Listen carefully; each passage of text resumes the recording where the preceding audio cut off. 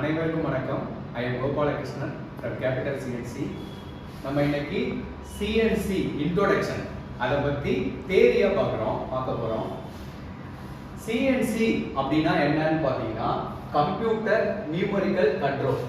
இததான் CNC start பண்ணிருக்காங்க.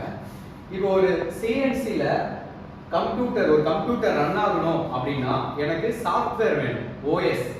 OS operating system வேணும். நம்ம மெஷின்ல பண்ணக்கூடிய ஜாயின் பண்ணியிருக்கக்கூடிய மினி கம்ப்யூட்டருக்கு ஃபனூக் அப்படின்ற OS அதிகமா யூஸ் பண்ற ஒரு சாஃப்ட்வேர். ஏன் ஃபனூக் அதிகமா பயன்படுத்துறாங்க?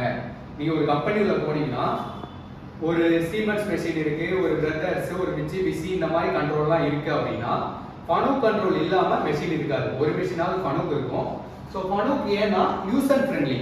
இப்போ நம்ம ஆண்ட்ராய்டு ஃபோன் இருக்கு, நம்ம எல்லாருமே ஆண்ட்ராய்டு ஃபோன் ஏன் விரும்புகிறோம் அப்படின்னா யூசர் ஃப்ரெண்ட்லிங்கிற ஒரே காரணத்துக்காக நம்ம ஆண்ட்ராய்டு ஃபோன் விரும்புகிற மாதிரி ஃபனூக் கண்ட்ரோல் தான் மெஷினில் அதிகமாக பயன்படுத்துவாங்க. இது ஆப்ரேட்டிங் பண்ணுறது ரொம்ப ஈஸி. நீங்கள் ஒரு 10th +2 அந்த நாலேஜ் உங்களுக்கு இருந்தால் போதும். இது உங்களுக்கு ஈஸியாக இருக்கும். இப்போ ஃபனூக்கோட ஃபுல் ஃபார்ம் என்னன்னு பார்த்தீங்கன்னா ஃபியூஜி ஆட்டோமேட்டிக் நியூமெரிக்கல் கண்ட்ரோல். இதை தான் ஃபனூக்குன்னு ஸ்டார்ட் பண்ணியிருக்காங்க. இப்போ இந்த ஃபனூக் இல்லாம இன்னும் சிஎன்சில என்னென்ன சாஃப்ட்வேர்ஸ்லாம் இருக்குன்னா சீமென்ஸ் இருக்கு, பிரதர்ஸ் இருக்கு, மசாக் இருக்கு, மிட்சுபிஷி. ஸோ இது நிறைய சாஃப்ட்வேர்ஸ் நிறைய இருக்கு, OS இருக்கு. இப்போ நம்ம ஃபனூக்ல இருந்து தான் பார்க்க போறோம். இதுக்கு எப்படி இருக்கும் ஃபனூக்ல ப்ரோக்ராம் ஸ்ட்ரக்சர். ஸோ ஃபனூக்கோட full form Fuji automatic numerical control. இந்த சாஃப்ட்வேரை கண்டுபிடிச்சது ஜப்பான்ல இருக்கிற ஒரு கம்பெனி தான் கண்டுபிடிச்சாங்க. ஸோ இந்த ஃபனூக்ல நீங்க ப்ரோக்ராம் எழுதணும் அப்படின்னா பார்ட் ப்ரோக்ராம், மேக்ரோ ப்ரோக்ராம் ரெண்டு டைப் இருக்கு. இதுல நம்ம ஜாப்லாம் ரெடி பண்றது, இந்த ஜாப்ல ஆபரேஷன்ஸ், பேசிங், டர்னிங், இந்த ஜாப் ஆபரேஷன்ஸ் எல்லாமே நமக்கு இந்த பார்ட் ப்ரோக்ராம்ல தான் பண்றாங்க. ஜாப் ரெடி பண்றது எல்லாமே. இப்போ இந்த பார்ட் ப்ரோக்ராம்ல எனக்கு ரெண்டு மெத்தட் இருக்கு.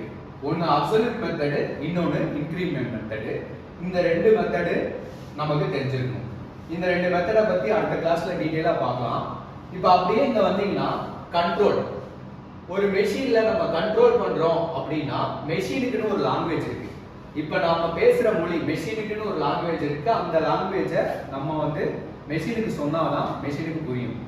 அந்த லாங்குவேஜ், மெஷினோட லாங்குவேஜ் ரெண்டு கோடிங்கா பிரிச்சிருக்காங்க, G கோட், M கோடு. இந்த ரெண்டு கோடிங் நம்ம படிக்கணும். இதோட சேர்ந்து நியூமெரிக்கல் அப்படின்னா நம்பர்ஸ் தான்.